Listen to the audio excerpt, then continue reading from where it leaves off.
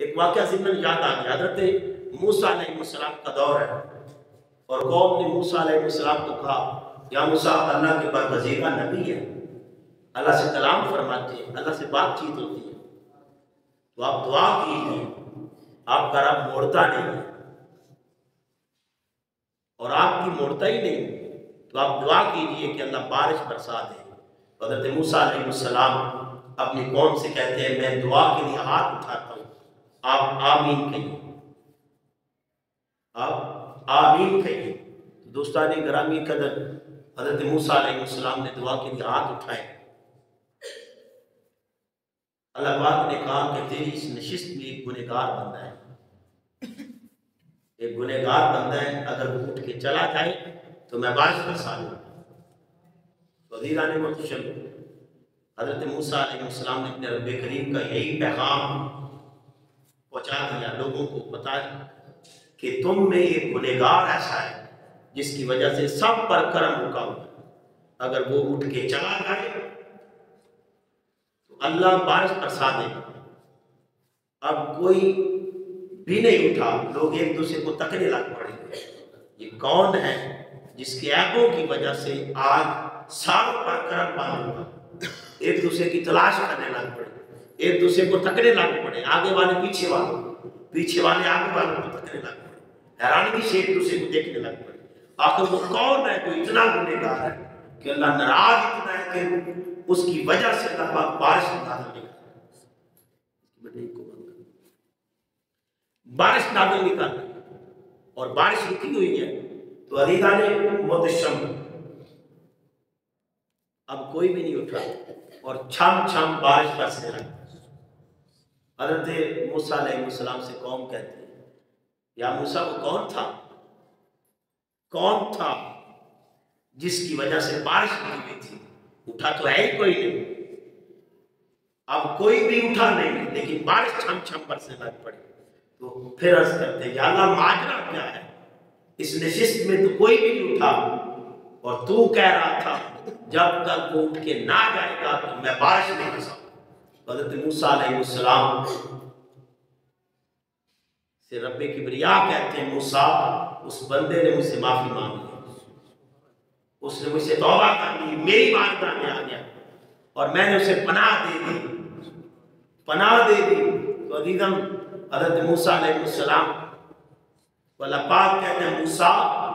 جب میرے بندے نے دل میں مجھ سے مانگ لیا تو میں نے سارے گناہوں کو معاف کر دیا۔ اب بارش رکی اسی کے سبب تھی، اور اگر آج بارش کا نزول ہے تو اسی کے سبب ہے۔ اب دوستان گرامی جو نکتہ بتانا تھا، اب حضرت موسیٰ علیہ السلام اپنے رب کریم سے سوال کرتے ہیں یا اللہ وہ کون بندہ ہے جس کی وجہ سے یہ سارا نظام رکا ہوا تھا اور بارش کا نزول رکا ہوا تھا؟ اللہ پاک ارشاد فرماتے ہیں موسیٰ میں نے اسے اس وقت ننگا نہیں کیا جب وہ ایک گنہگار تھا، میں نے اس کے عیبوں پر پردے ڈالے رکھا، تو آج تو میں اسے معاف کر چکا ہوں، آج میں کیسے اسے ننگا کروں؟ تو آؤ عزیزان محترم، وہی رب کہہ رہا ہے جو پردے کو پسند کرتا ہے۔ ایمان سے ہم اپنے گریبان میں جھانکے جتنے عیب ہم رکھتے ہیں، اگر یہ عیب ہمارے لوگوں کے سامنے کھل جائے تو ہم دونوں دکھانے کے لائق نہ رہیں، لوگ ہم پر ہنسے باتیں کریں، لوگ دھکے دے تو دکان دیں، ٹھوکرے مارے باتیں کریں، تنقید کا نشانہ بنائیں اور ہر وقت ہمارے خلاف باتیں کرتے ہیں۔ اتنا بڑا گنہگار، اور یہ کس نائب پہ بیٹھا ہوا تھا، کس منصب پہ بیٹھا ہوا تھا، اتنے بڑے منصب پر بیٹھ کے کیا کرتا ہے،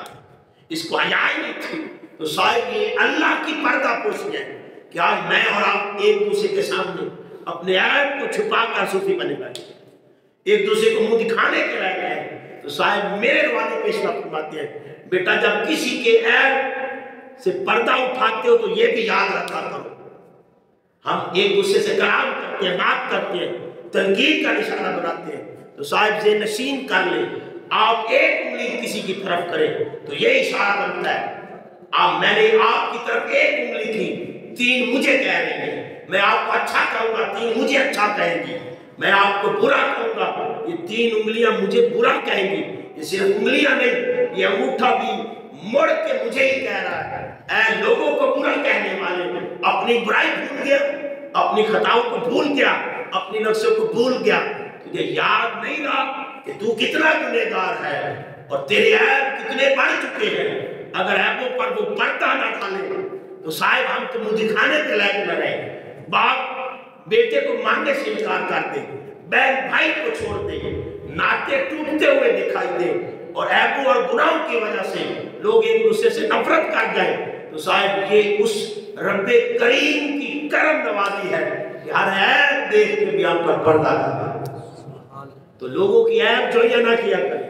ہمیشہ پردہ ڈالے رکھیں کہ کوئی تمہارے عیب بھی دیکھ رہا ہے۔ اگر تم لوگوں کے عیبوں کو اچھالو گے، بیان کرو گے، تو یہ بھی یاد رکھا کرو کوئی تیرے عیب بھی جانتا ہے، کہیں وہ اچھال ہی نہ دے۔ اور ایک روایت کے الفاظ ہے، جو بندہ کسی کے عیب اچھالتا ہے اور کوئی عیب بھی ہو، اس میں کوئی عیب بھی ہو، وہ اچھالے، لوگوں کے سامنے آشکار کرے، اس وقت تک مرے گا نہیں جب تک وہی عیب اس میں ہوگا اور اس کی بدنامی اسی عیب پر ہوگا،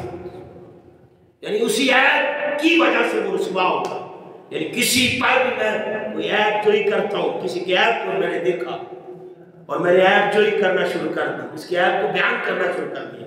لوگوں کے سامنے آشکار کر دیا، لوگوں کو بتاتا پھرتا ہوں اور اسے ذلیل و رسوا کرتا پھرتا ہوں کہ اس میں یہ عیب ہے، اس میں یہ برائی ہے، تاکہ ذلیل اور رسوا ہو جائے، دنیا میں یہ منہ دکھانے کے لائق نہ رہے۔ تو صاحب اس وقت تک مرے گا نہیں جب تک وہی عیب اس میں ہوگا نہیں اور اسی طرح ذلت کا منہ نہیں دیکھے۔